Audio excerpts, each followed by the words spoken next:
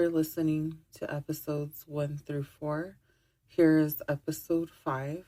This one took a while to record this month due to the holiday. It was really hard, but I appreciate everyone who has been here to hear Alex's story.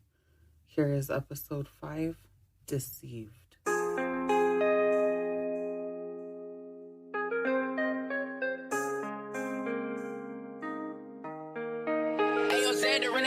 XDX, I'm in this shit to death, bro. She told me I'm cute, we even have the same septum. She don't want no drugs, so I give her that XO. She don't want no drugs, so I give her that XO. I'm in this bitch to flex up, getting all my checks up, but I'm still playing catch up. I couldn't think without the drugs. I just need a girl to show me love. Get back, and have another setback, but I still say I miss that. She really helped me, I miss that. Black Nikes really cute. I really took her out, I did that. You looking in red, but I like you better in all black. Every time I called you, man, I wish that you would call back. It's hard to sleep at night when I think about you all the time. Now I need a pick on my grind. Now it's my time to shine. I'ma show 'em I'm another grinder. I'ma make a move like designer. You don't hold your bitch, you a liar. Givenchy on my Prada on my tie. XO's not a liar. XDX, I'm in this to death, bro. She told me I'm cute, we even have the same septum. She don't want no drugs, so I give her that XO. She don't want no drugs, so I give her that XO. I'm in this bitch to flex up, getting all my checks up, but I'm still playing catch up. I couldn't think without the drugs. I just need a girl to show me love. Get back, and have another setback, but I still say I miss that. She really helped me, I miss that. Black Nikes really cute.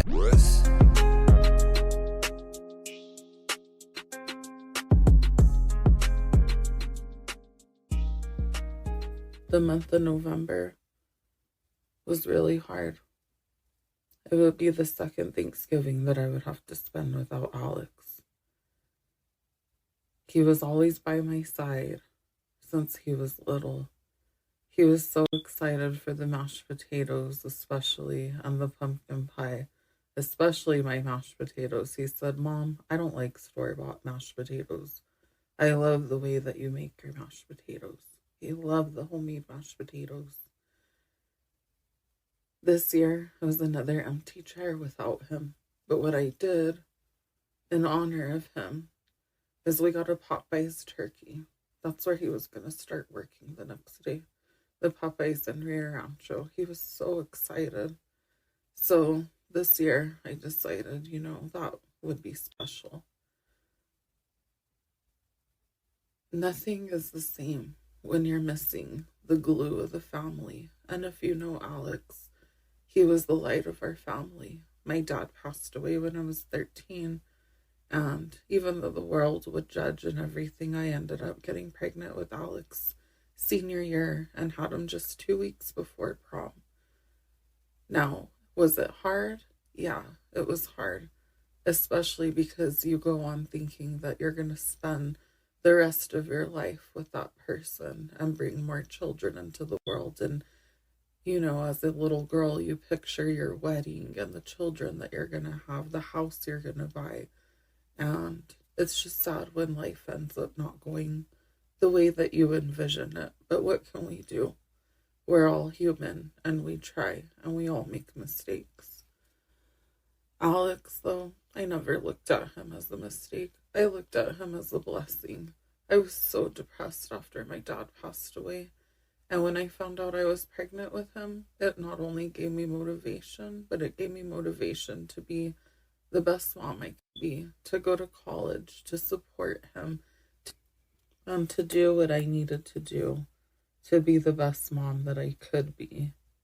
And I was young. It was scary.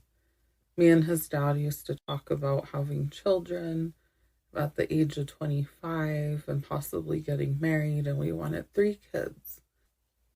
But sometimes life doesn't work out the way that you envision it. So back to the month of November. November's not only hard because Alex isn't physically here now, but November's also the anniversary of that awful day, November 29th, when I got home and one of Alex's so called friends left him there to die. So, dealing with flashbacks and things that come up, but I'm learning how to put all of this pain into purpose and doing special things on those days to remember it in a way that Alex would want to. And that's doing something special to give back on days like that. So I did it, son. I did something special yesterday for you. But I'll get back into Alex's story. When he passed away, it just seemed like everybody knew what I needed at that time. Nobody wanted me to talk. I felt like I was a robot and everybody's puppet. I wasn't in reality. I was just asking God in my head and looking around the house for my son Alex. And I just would ask myself, is this really my new life now? It was just not too long ago that I was training for a position in my career on graveyard. Alex didn't want me to work nights again, but I told him I had to take the promotion due to the $10,000 in damages caused from the people who broke into our home and stole everything they could and damaged everything that they could. I'm still suffering the financial effects 3 years later now. Almost 3 years. The month before Alex passed, I got behind on my car payment. Everything just kept piling up. But looking at my son, the last thing I wanted him to do was worry about bills or anything at all, because he had been through so much that year. He had just stopped working at the mall, and his girlfriend at the time, who acted like she was madly in love with him, called him and dumped him about a month and a few weeks before he passed away. She called him crying on FaceTime, and she said she couldn't be with him anymore. My son came out of his room, and he came to me, and he looked like he had been crying.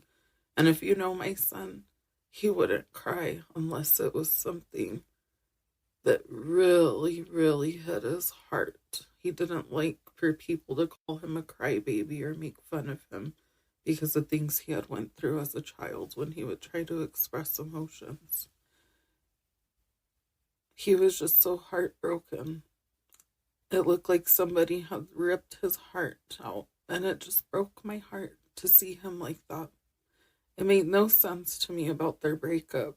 They had seemed happy. I even let her go see him in the hospital the month before.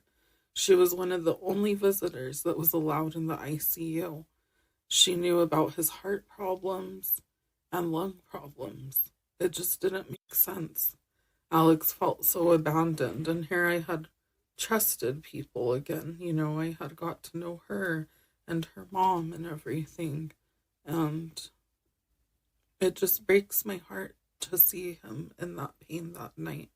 I can sit here and picture the time that he came out of his room that night. I gave him a hug and I told him, honey, come here. I said, do you want to talk about it? He said, I just don't get it, Mom. He said, I always had to go to the mall. Like, I did everything that I needed to do. I did everything that she told me to do. He just seemed stressed out. He said, I was always going to the mall. I listened to her. I did everything that she told me to do.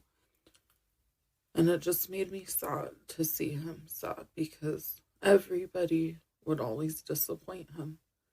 But there I was always by his side and with no judgment. I told him, you could tell me anything, son. That was the open policy that we had. Because the way I grew up after my dad passed away, I couldn't talk about anything to my mom. And so that was one thing I told him, don't ever feel like you can't talk to me about something. So it just breaks my heart for the next part because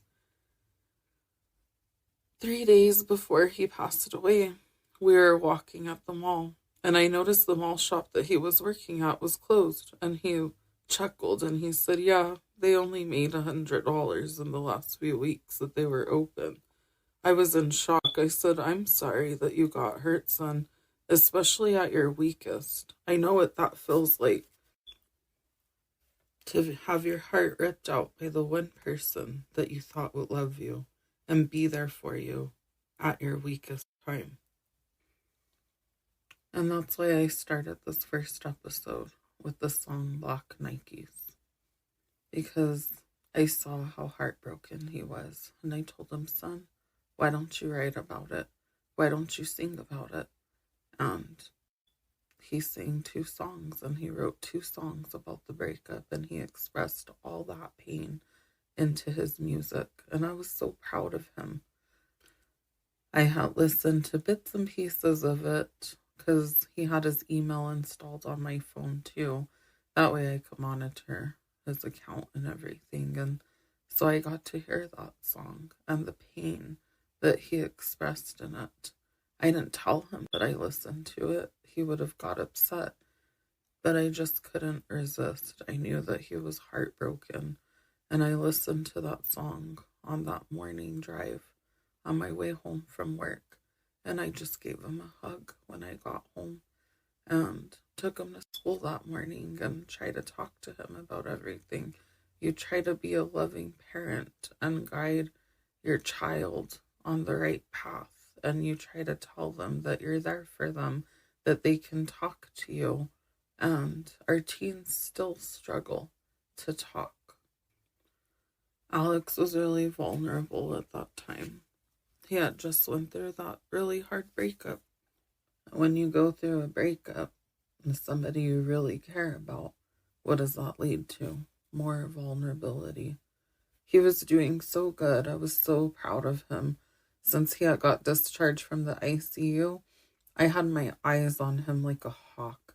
I didn't let him go with anybody that wasn't approved by me. He was on strict medication for his heart and his lungs at that time.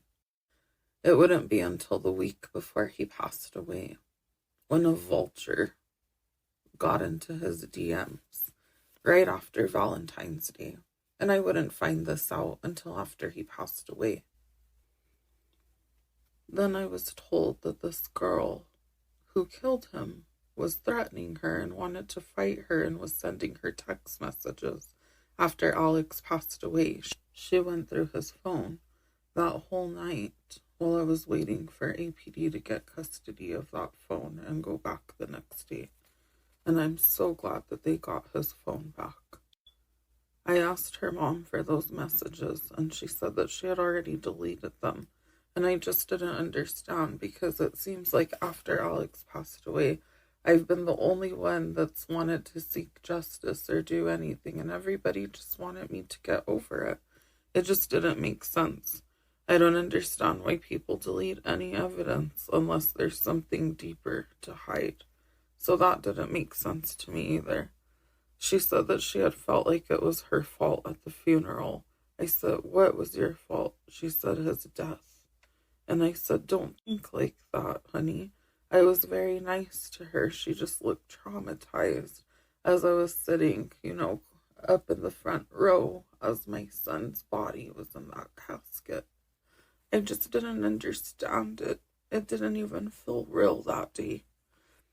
And it just made me so sad, because back to the holidays, her and her mom got to spend Christmas with him. They always wanted him to go over, and now the holidays are coming up. Christmas is coming up. I'm having the hardest time because I miss him even more on the holidays. I still have the gingerbread house that we were going to make that night, but his girlfriend and his mom seemed to be taking over. At that time, I thought it was because they cared, but in all reality, everyone was scared what Alex was going to expose. He told me 2 days before he died that when he came home, when he was upset that I wouldn't let him eat pizza the next day and go hang out with Thorne, he said, Mom, they changed. And he was talking about Thorne. He wanted to go eat pizza with her and her mom. And he said, they've changed. You let me go over to my ex-girlfriend's house and her and her mom's house. How come you won't let me go there, Mom? They're worse. And I said, no, they're not. I got to know her mom. I talked to her mom about everything. It seemed like we had an open dialogue every time that you would go and hang out with her and vice versa. One thing that I didn't like is the encouragement of him having to spend the night at the house to see her, because I didn't allow girls to spend the night at my house to see my son, but I guess that's how parents are these days, and I'm not a cool parent. So I was nervous about that. I can't believe that I did that. I think maybe one of the reasons I did is because of that day when I got home and I found Alex dead and had to save him with Narcan, and he was in the hospital and the ICU. And I just wanted to make sure that if he was with somebody, at least I knew that there was an adult and he was safe and I knew where he was and he wasn't hanging out with his friends. I would rather him hang out with the girl who I think is going to be a positive role model on him than friends that are not good role models. So, back to what Alex was saying 2 days before he died. He said, "Mom, you think they were so innocent?" He said, "You didn't really know what they're about." And I can't say much about that conversation and what he said, but I couldn't believe what I was hearing, the words that were coming out of my son's mouth and the things that he was saying. I just hadn't heard that word since the day that we got robbed. I couldn't believe that I had been lied to by another mother all along, even after he was in the ICU. What I don't understand is when you're in a relationship or you have friendships, your relationships, the other person, and friendships are supposed to want to see you do good. You don't give your friends drugs. You don't offer the person you love drugs, something that can hurt them. But I know that's what seems to be cool these days, and it's not. My son was betrayed. He had been lied to all along by so many people before he passed away. And the list just keeps going on. I just can't imagine how much pain he must have been in, seeing the way people talk to him and the ugly messages, the way that they treated him the week before he passed is the way that they all started to treat me. And I would experience what he went through. These teenagers, they go through so much these days. There's so much hate. There's so much bullying. It's just such a different time for them. And mental health isn't something that they feel like they can talk about. Like Alex used to say, he said, "Mom, I can't tell people I'm in counseling or doing anything. They'll think I'm crazy. They just call you mental." So he never liked to talk about things like that openly, that he was in counseling or what was going on, when his father had got arrested for smoking fentanyl with him and he was in the hospital and almost died.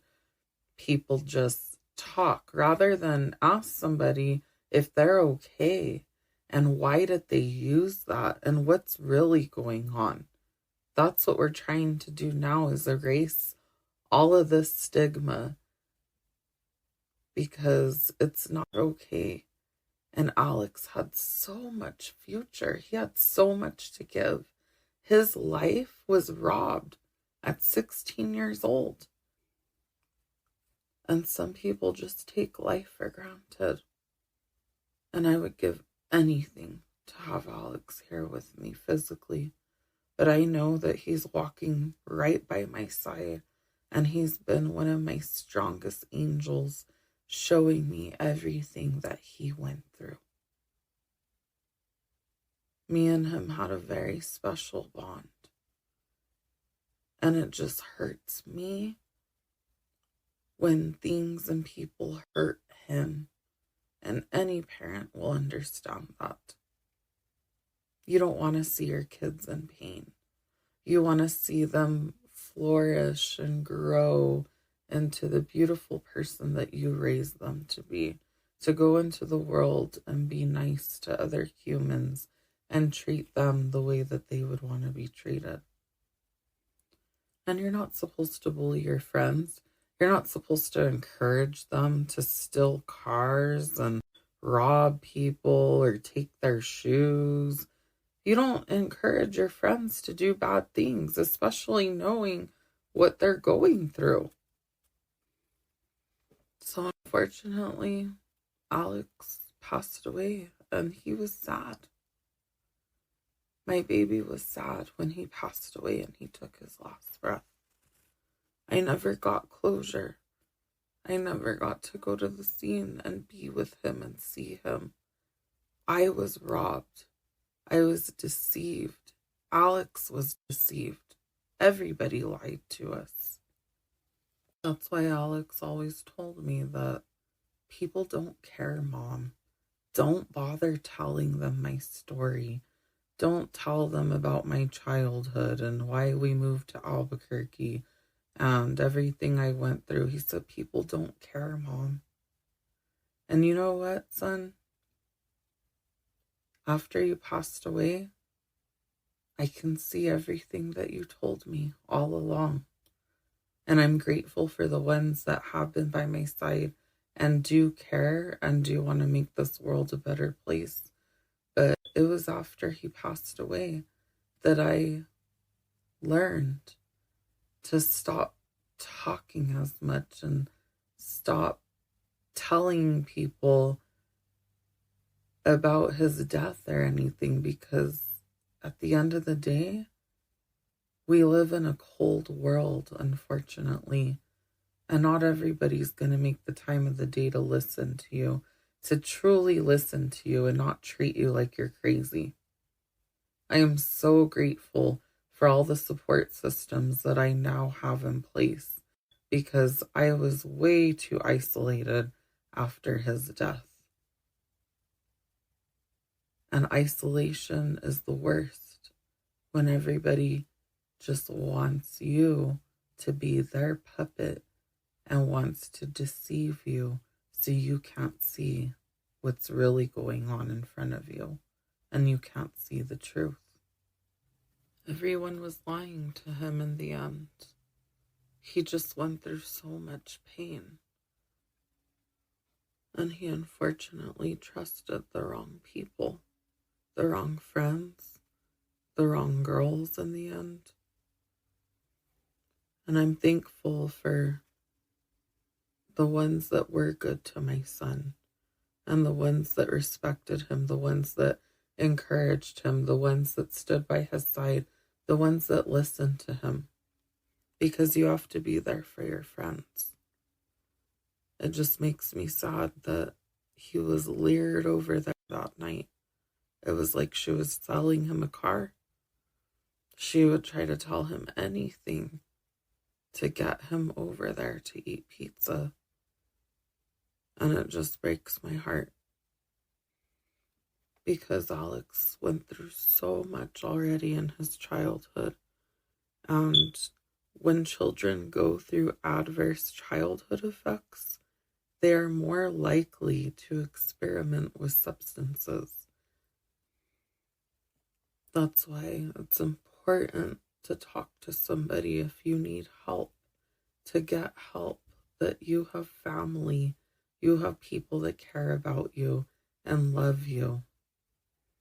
And that's why I know I want to change the stigma in our community, because the way I was treated after my son passed away, it's not okay. And these are not all overdoses. These are poisonings too. I hear the word overdose a lot, and when somebody doesn't know that something is in a substance that they're trying, they're poisoned. That's poison. And I'm determined to stop that poison. So it's best to not experiment at all. And that's why I'm sharing my son's story, to spread awareness. And if I can reach one teenager or other parents and let them know that they're not alone, because I know It's awful.